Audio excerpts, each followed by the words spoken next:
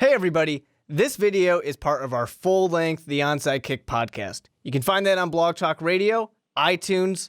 You can pretty much find it anywhere, so we don't care where you listen. Just stick around and check it out.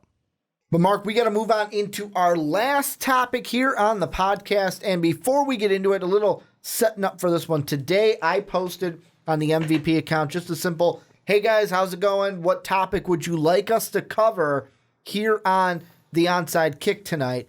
And we got two. The one that we're not going to cover, they're both from Drew. Shout out to Drew, by the way. Go follow him at Bored with Time. First one's easy, and you answered this. I didn't have an answer to it. Better broadcaster, Tony Romo or Jay Cutler? You had the answer. Jay Cutler. It's Jay Cutler, hands down for Mark Weber. If you've ever listened to Jay Cutler on, and you probably wouldn't if you're not in Chicago. I listened to him on The Herd. Yeah, when you listen to him go on, like he had that segment with Mike and Mike, or not Mike and Mike, the other one around here. I'm blanking on the name. Waddle and Sylvie. He just has the best dry sense of humor. And that sass you were talking about. And he's got that sass where I think it's going to shine through. There was a bunch Especially if they're doing Bear games. Yeah, right? A bunch of people, and I think he will, I don't know, I hope he'll get some. He will. He will do some Bear games. Because he's on Fox, I believe, right? The C Game. Game of the week. So I love all these little jokes that people are making on, Twitter, Reddit, whatever it is. And there was one perfect that was like, this commentator talking about all this stuff with the past, next commentator saying like, yeah, what do you think, Jay? And he's like, it was bad. All right. And then they just go to the next thing. And I'm like, part of me hopes that would just be too funny, but I just want to see him really just let the personality shine. Well, and Drew had another question. This is going to lead us into the last topic. He hit us with a second tweet that said, who is the NFL equivalent to the Sacramento Kings? And we're not going to talk about who the equivalent is. I'm just going to tell you. To me, the equivalent is the Jacksonville Jaguars, who we are talking about right now. A team that maybe it's because the Kings right now have so much promise, especially with their two draft picks. And the Jaguars are always a team that kind of feel the same the past few years. They have so much promise, so much hype, and then they let you down like they let me down last year after I predicted them to make the playoffs. Then I changed it after the Teddy Bridgewater injury. But the reason why we're talking about this, the reason why we're answering the question of, is it finally time to believe in the hype, is because Calais Campbell, their newest addition from the Arizona Cardinals, basically said, and I quote, I truly believe this team has every piece of the puzzle. We don't need anything else, end quote. Mark, what do you think about Campbell's comments, and what do you think about the hype with Jacksonville? Is it finally time to buy in? Yeah, this is the big thing with Jacksonville, is that they really, truly do have almost everything they need on paper. And that's what it is. It's on paper. It's on paper. And we buy in. We bought in 2015 for quite a few people. Everyone pretty much was buying in on 2016. But the thing that we all kind of ignore, because we're just looking at paper, is that someone like Blake Bortles, where his stats are artificially inflated. The reason why he was so good in fantasy football in 2015 was because of the garbage time. When the team needed him to throw the ball, and he threw a lot of touchdowns because he had those opportunities. He's never thrown less than 16 interceptions. He will throw you interceptions, but if you're lucky, he'll throw you yards, a lot of yards, and get a lot of touchdowns too. But the thing is, like, his rookie year, it's a rookie year, but it was nothing that great. Middle year, sophomore year was looking great. You loved it, ignoring the whole garbage time thing I just talked about. And then 2016 was like, yeah, okay, that's fairly average. You just don't really know what you're going to get out of Blake Bortles right now. And there's not a lot of people seemingly within the Jacksonville Jaguars organization that really completely seem that sold on him. And that's the thing to me, is I look at this team that has so many pieces to the puzzle, and I've jokingly said it before, they have everything except for the quarterback. They're a quarterback away. And Blake Bortles can be that quarterback. He just needs to show us that he's going to be that quarterback. And I don't necessarily know if I completely buy in yet. I've got one response to Campbell's comments. You can have all the pieces of the puzzle. Doesn't mean you can put it together. I could have all the pieces to a nice puzzle right in front of me. doesn't mean just by having those pieces in front of me that I can put everything together. Yeah. Depending on how hard. Like, if they're big shapes, then sure. But if they're small, little, itty-bitty shapes, then maybe I might have a hard time putting those together. It might take me a long time to put it together. And with Jacksonville, that's what I think it is they have the pieces, but they haven't been able to put them together yet. And once they do, this team is going to be good.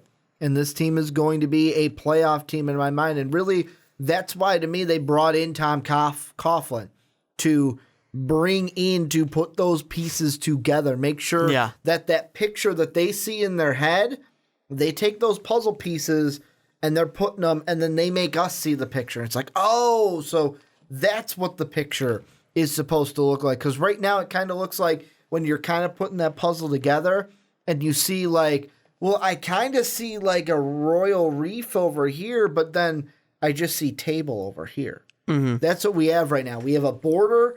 We have one little section that has a picture of something, and then a whole lot of table that we're working on. Well, it's just interesting with Jacksonville is because they do have all the pieces and everything like that they would want to have, and they've done that through the draft. Yeah, they just can't get things to work out, and part of it they've had issues of injury, of course. But I think some of the inconsistency out of Blake Bortles is, of course, related to the rest of the team as well. But they've just kind of been their own worst enemy in a lot of ways, and that's something that you bring in a guy like Tom Coughlin, a guy who's going to be that disciplinarian, who's not going to take shit and, stupid stuff like, get ready for Jaguar time. Let me change the schedule and stuff like that. Something that's completely arbitrary, and everybody in the media talked about it for weeks, and it was like, this is really stupid. But anyways. Or changing all the clocks in the facility to put them 5 minutes. He does it 5 minutes quicker. So that you're 5 minutes early to everything. Yeah, and it's one of those things where, again, it's just like, this is so dumb. Like, it's just such a stupid thing. I get it, but it's just so dumb. Mm-hmm. I don't know. I'm at the same point with the Jacksonville Jaguars that I am with the Los Angeles Chargers. You got to show it to me at this point. I have bought in too many times. I have believed in you guys. I have looked at the roster. I have looked at the stats. I have looked at what we should have, the projections, and said, yes, you will be good. I believe in you. Jacksonville, I had really high hopes for Jacksonville last year, just as I previously have had really high hopes for the San Diego Chargers. I can say San Diego Chargers because I used to be San Diego Chargers when I had high hopes for them. Mm-hmm.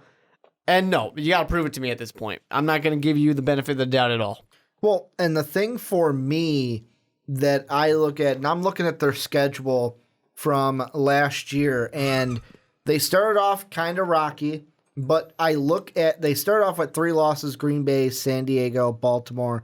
Their only 3 wins coming Indianapolis, Chicago back-to-back, and then Tennessee later in the season. But that was also a Tennessee game where Marcus Mariota, A, didn't look that great, and B, got injured. Yeah. But I look at a lot of their games. The Green Bay game, lost by 4. I look at the Baltimore game, lost by 2. I'm going to throw the Chicago win in there too, and the Indianapolis one, because those were a 3 and a 1-point victory. Then I look at the Kansas City. That was a 5-point loss. A 3-point loss to Houston. You have a touchdown, a 7-point loss to Buffalo. You have a 1-point loss to Houston and a 4-point loss to Indianapolis. That's 9 games right there that were decided within a touchdown. Mm-hmm. At least 9 of those games decided within a touchdown. And I kind of go back to the kind of old mantra of, I can't remember what team it was, but it was just one of those things where this is the season where we compete, we're in games, we lose close, and then next year's the season where we win a couple more games, we're on the other side of that. And then that next season's the one where we turn the switch and we win games. I mean, I'm sure that's what they're hoping for sure. And Jacksonville's always been very good in recent memory of getting behind early and coming back late.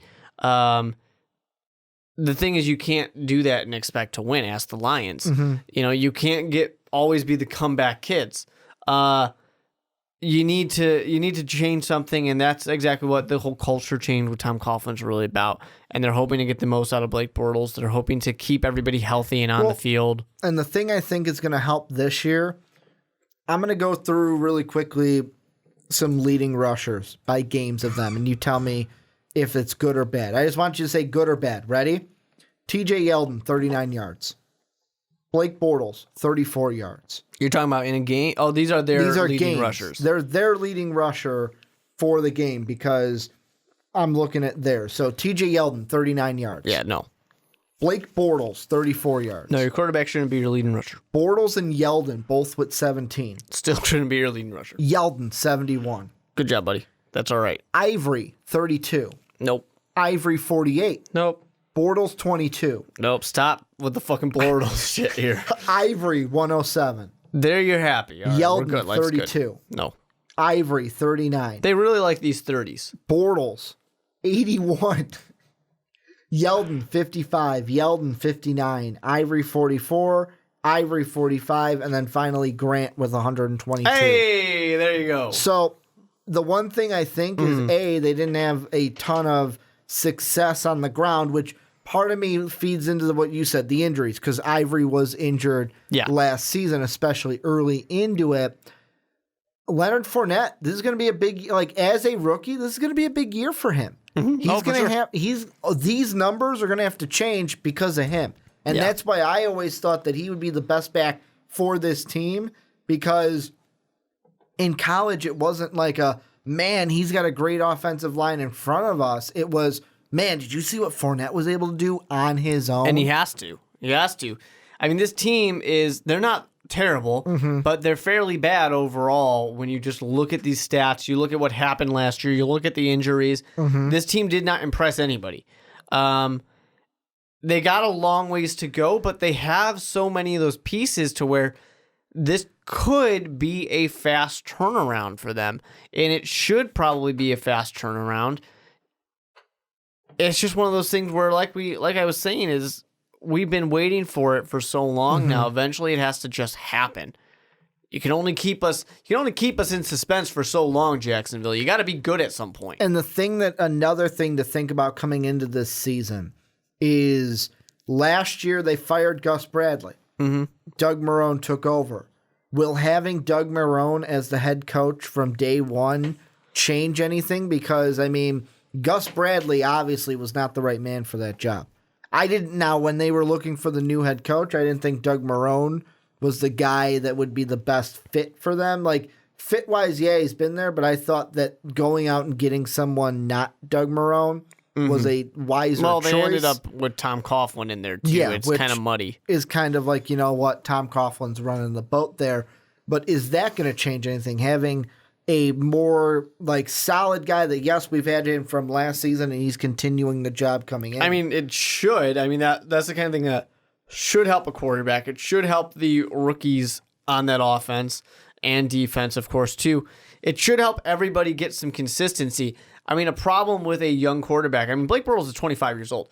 So a problem for a young quarterback like that, and, any wide receivers, any running back, is the fact that they can't get comfortable. That's a big issue in these bad teams. Ask the Browns, ask the Bears, ask any of these teams that are not good with quarterbacks here. You just can't get a guy who's comfortable, and that should be something that helps. It should be something that's good, that should change things for Jacksonville. My question, though, is I don't believe in Doug Marrone that much. There was a lot of issues in Buffalo that led to him leaving. But a big question mark I have is Tom Coughlin's presence. What is his actual role when it comes down to the season? Because there's been a lot of overlap where he's doing things a GM would typically do. But then he's doing things a coach would do. Yeah, so he's got this weird middle ground where it's like they didn't want him to be a coach. They didn't want him to be a GM. They didn't want him to be Bill Belichick. What is his actual role going to be? Not on paper, when they're actually doing stuff. Because it's Jacksonville. We don't care about paper. We care about what actually happens in reality. And Tom Coughlin, if he and Marrone are not getting along, they're not getting rid of Tom Coughlin. So it could be yet another change for these young guys to deal with. I don't know. Basically, my whole summary comes down to Jacksonville. Yeah, sure, on paper it looks great, but it's looked great for the last 2-3 years now. So you're saying it's not time to believe in. It's not finally time to believe in the hype. Well, it's been time to believe in the hype, and they keep proving us wrong. No. So apparently I'm talking not. about finally believe like that hype is going to turn into something successful. No, they have given us too much hope in the past and burned us too many times. The pot on the stove, it's too hot. Don't touch it. Well, what's the saying? Burn me once, shame on me. Burn me twice, shame on you.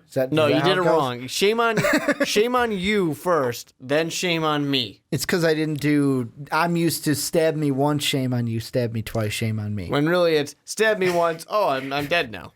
Stab me once. Oh, I'm dead.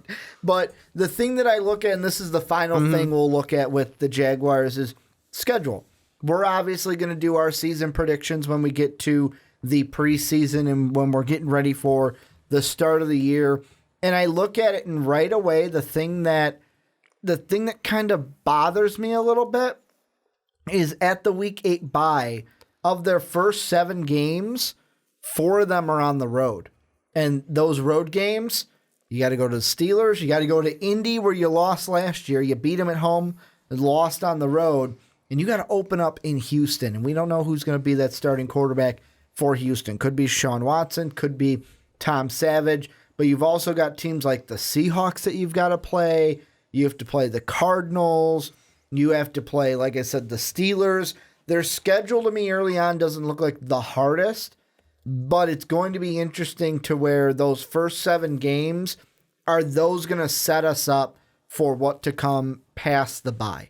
Like if they go 2-win, 3-win, even 1-win, is it going to be like, well, don't look for Jacksonville anymore? Well, yeah, I mean, certainly I think their schedule is actually fairly balanced. With the bye in the middle, of course, they have tough games like Seattle, and I expect Houston to be good if the Cardinals are better. But they don't have a ton of tough games, which is good. Yeah, I mean, the schedule is definitely manageable. It's a schedule where you can get a 500-win season for sure.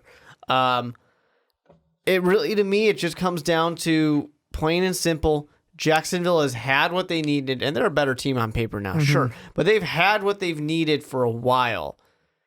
You just got to show up at some point. You just got to shut up and buck up. Basically. Yeah, it just needs to happen is really what it comes down to. Do you think it'll happen? That's what I'll ask you to end it. Do you think it'll happen? Because I am on the side of, no, we're going to wait another year. I think they'll be better than they were last year, but I don't think it's going to be, more than 6 wins. And this is exactly why, kind of to tie it full circle, why I wanted to map this in when we got the comment from Drew about, who's the Sacramento Kings of the NFL? To me, it's Jacksonville. Because this is a team that, the Kings were hyped for right now because of Buddy Hield and they get the 2 draft picks. We're hyped for this team in the NFL each and every year. Plus, they're kind of similar in the fact that the Kings used to be good and used to be a playoff team. So did Jacksonville with Tom Coughlin when he was their head coach. And now Jacksonville's barely escaping the relocation jokes. Yeah. Well, we all thought that they'd be going to London or to LA. No. You didn't think they'd go to LA when it was first like when it was like move? Originally? Yeah, sure. We all said Jacksonville. They put a lot of money. That owners put a lot of money into that stadium. Well, he's the financial mogul when you play Madden. Yeah, he is. It's his picture when you're the financial mogul. Start out with a shit ton of money. But that's going to pretty much wrap up the show here for the Onside Kick. I want to thank you guys for either watching on YouTube or listening and downloading on Blog Talk Radio, iTunes, or Stitcher. It is because of your guys' undying support that we are able to do what we do for you guys each and every week. Go ahead and follow us on Twitter. I'm at Ricky Widmer. Mark is at the with 2 E's. Mark Weber, Most Valuable Podcast, is at Most Valuable Pod. Also, besides hitting that like and subscribe button, check out patreon.com/Most Valuable Podcast. Just a way for you to help support the channel more so than hitting that like and subscribe button. But I want to thank you guys one more time for watching and listening. And as always, have a good day, everybody. Well, I hope you enjoyed that. And don't worry, there is plenty more where that came from. You guys can check it out right over here. Click that video, start watching it, and just stick around on Most Valuable Podcasts.